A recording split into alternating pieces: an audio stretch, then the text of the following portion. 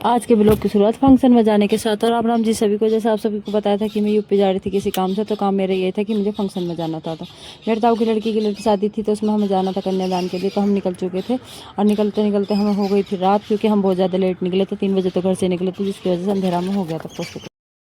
फिर क्या, फिर तो डीजे बजने की आवाज़ आ गई थी रूही को। रूही डीजे की आवाज़ सुनते के साथ ही चली गई थी डीजे पे नाचने के लिए। चप्पल वप्पल भी ऊपर फेंक दी थी, सब कुछ भी नज़र नहीं आ रहा था उसके आसपास में। तो फिर उन्हें नाचने लग गई थी। फिर थोड़ी बहुत देर हम भी फिर डांस वांस कर लग गई थी भूख। तो फिर का फुल्का कुछ खा लिया था, क्योंकि हैवी खाने का बिल्कुल भी मन नहीं था। होटल में हम खा आ गए थे रास्ते में, तो पेट बिल्कुल फुल भरा हुआ था। तो हमने थोड़ा स्क्रीम पास क्रीम हल्का फुल्का खा के फिर हम एक दूसरे के साथ फोटो फाटो करवा ली थी। फोटो वोटो खिंचवा कर हम निकल चुके थे घर के लिए। घर में पहुँचते पहुँचते हमें रात के 12 बज गए थे, जिसकी वजह से हम उठे थे लेट। और लेट उठे थे, धूप बहुत ज़्यादा निकल चुकी थी। तो हम नहाना धोना अपने कर लिया था। नहाना धोना करके जब तक काजल बना रही थी रोटी, तब तक हम अपनी चाय पी ली थी। फिर उसके बाद काजल ने रोटी बना ली थी। मैं आ गई थी अपने पेड़ों में, जिस पर लगे हुए थे आम के पेड़। आम के पेड़ में बहुत मोटे मोटे सुंदर सुंदर आम लग रहे थे। और ये पेड़ था,